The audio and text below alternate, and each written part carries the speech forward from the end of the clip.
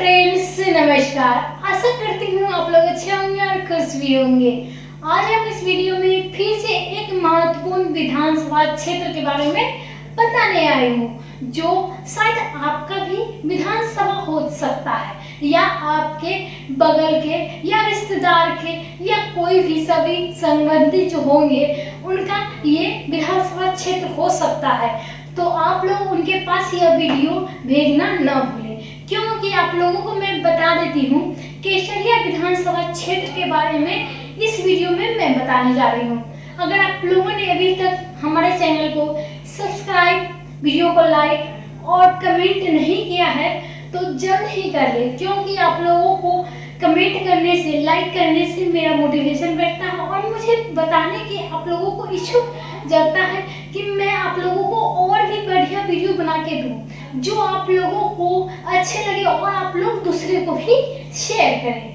चलिए मैं आज बताने जा रही हूँ केसरिया विधानसभा क्षेत्र के बारे में। तो आप लोग इस वीडियो में पूरी जानकारी लें और अच्छे से समझें कि आपका विधानसभा केसरिया संख्या नंबर 15 में क्या क्या चीजें हैं और क्या क्या चीजें की दिक्कत है और वहाँ का एमएलए कौन है, आप लोगों की जनसंख्या क्या है, ये सारी जानकारी मैं इस वीडियो में देने वाली हूँ। तो चलिए आप लोग हमारे वीडियो में लास्ट तक बने रहे। चलिए आज हम बताने जा रहे हैं कि जो क्षेत्र एवं परिसीमन, तो आप लोगों को बता दूं केसरिया जो विधानसभा क्षेत्र है तो 1951 में इसका स्थापित हुआ था और 2008 में परिसीमन के बाद इसमें केसरिया प्रखंड, संग्रामपुर, कुछ ग्राम पंचायत एवं कल्याणपुर ब्लॉक के हिस्से में शामिल किए गए और यह पूर्वी चंपारण लोकसभा क्षेत्र का हिस्सा है। पहले ये मोतिहारी लोकसभा सीट में आती थी, लेकिन यह अब पूर्वी चंपारण यानी लोकसभा क्षेत्र का हिस्सा हो चुका है। तो चलिए हम लोग जान लेते हैं अनुक्रम संख्या व आरक्षण स्थिति। तो यहाँ पे विधानसभा संख्या जो है वो 15 है और आरक्षण समस्या जो है आरक्षण सामान्य वर्ग जो है वो 9 है। भौगोलिक व जनसांख्यिकी जानकारी आप लोगों को दिया जाए तो केसरिया मुक्त ग्रामीण क्षेत्र सारी मतदाता 5% से भी कम है और प्रमुख गांव में कस्बों से सड़क मार्ग से जुड़ा हुआ है। नजदीकी यहाँ पे रेलवे स्टेशन है चाकिया, यानी 25 किमी दूरी में है। और मतदाता जो संरचना के आधार पर 2020 के बारे में आप लोगों को बताया जाए तो पंजीकृत मतदाता लगभग 2,67,733 है, जो 2024 से बढ़कर लगभग 2,72,436 हो गया है। सामाजिक संरचना की बात में हम लोग कर लेते हैं।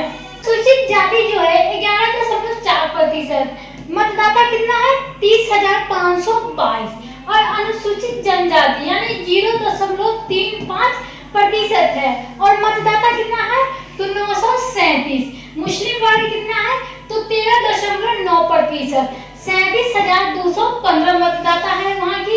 लेकिन आप लोगों को बता दिया जाए केसरिया विधानसभा क्षेत्र में सबसे ज्यादा हो सकता है नहीं हो है मुस्लिम वर्ग यानी 13.9% है।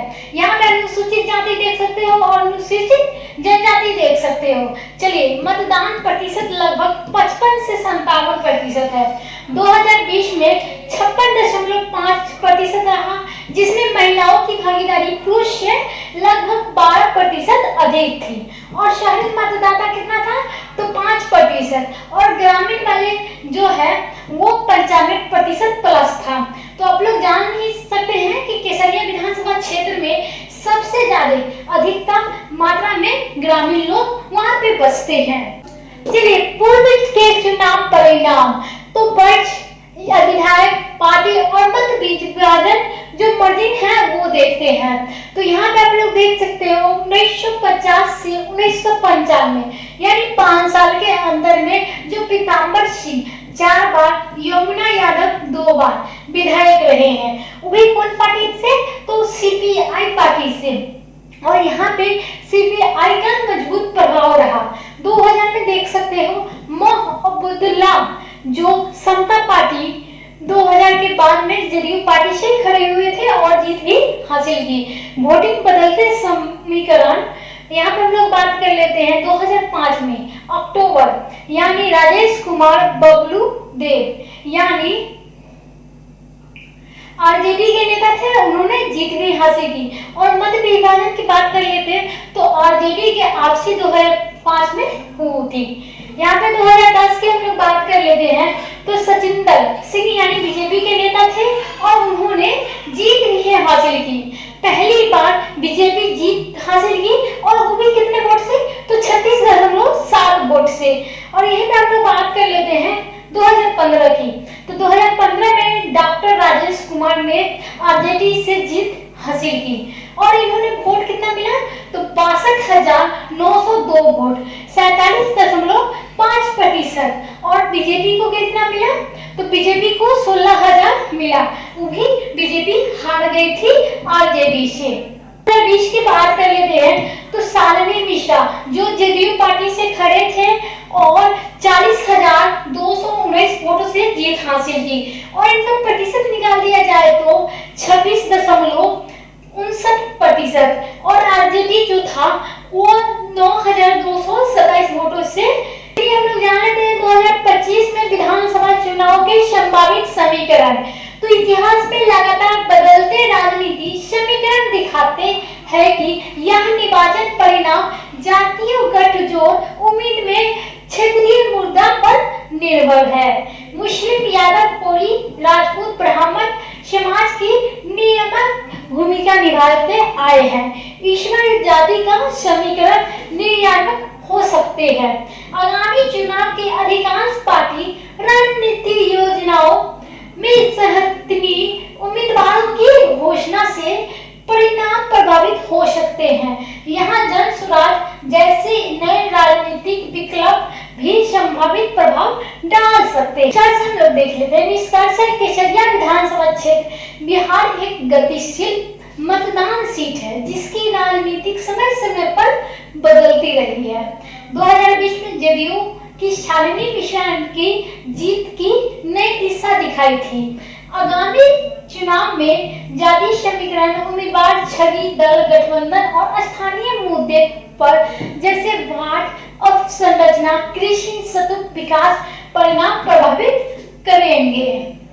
कि जो केसरिया विधानसभा क्षेत्र है उसमें कुल कितने मतदाता है और वहाँ पे कुछ आप लोगों को और भी जानना जरूरी है जो अभी तक आप लोगों ने इस वीडियो में नहीं देखा है। तो चलिए आप लोगों को मैं बताती हूँ कि आगे क्या है जो आप लोगों को पता भी नहीं चला है। चलिए हम लोग जानते हैं केसरिया विधानसभा में शामिल प्रमुख क्षेत्र। तो केसरिया विधानसभा क्षेत्र में निम्नलिखित प्रखंड, ग्राम पंचायत आदि आते हैं। केसरिया प्रखंड पहला आप लोगों को बता दिया गया है, दूसरा है कठिया, चकिया और आसपास के अन्य पंचायत, और तीसरा अन्य स्थानीय ग्रामीण क्षेत्र का भाग। और यहाँ पे जान लेते हैं मतदाता एवं जनसंख्या आंकड़ों जो 2020 के अनुसार अनुमानित जो है आप लोगों को बताया जाए तो आप लोगों को कुल मतदाता कितना है, तो केसरिया विधानसभा क्षेत्र की जो कुल मतदाता है 2,07,000 है। पुरुषों की संख्या कितनी है, तो लगभग 1,42,000 है। और यहाँ पे हम लोग बात कर लेते हैं महिलाओं की मतदाता लगभग 1,28,000 है। और यहीं पे है थर्ड जेंडर वाले, यहीं पे हम लोग बात कर लेते हैं थर्ड जेंडर वाले, तो कुछ 100 के आसपास में है। यहाँ पे पिछले चुनाव का परिणाम हम लोग देख लेते हैं 2020 की। तो विजेता कौन रही है, तो शालिनी मिश्रा यानी जेडीयू पार्टी से खड़ी थी और उन्होंने जीत भी हासिल की। अभी जो विधायक है वो शालिनी मिश्रा है। और मुख्य प्रतिनिधि जो थे राजेश कुमार आरजेडी के नेता थे। और वोटों का अंतर इनके बीच कितना था, यानी जेडीयू और आरजेडी के बीच कितनी दूरी थी, कितने वोटों की, तो बस 14,000 वोटों की अंतर था, जिसमें से जीत हासिल की किसने, तो शालिनी मिश्रा ने, वो भी जेडीयू पार्टी से। तो चलिए आज का इस वीडियो में बस इतना ही। अगले वीडियो में फिर से कुछ नया लेकर आऊंगी, तब तक के लिए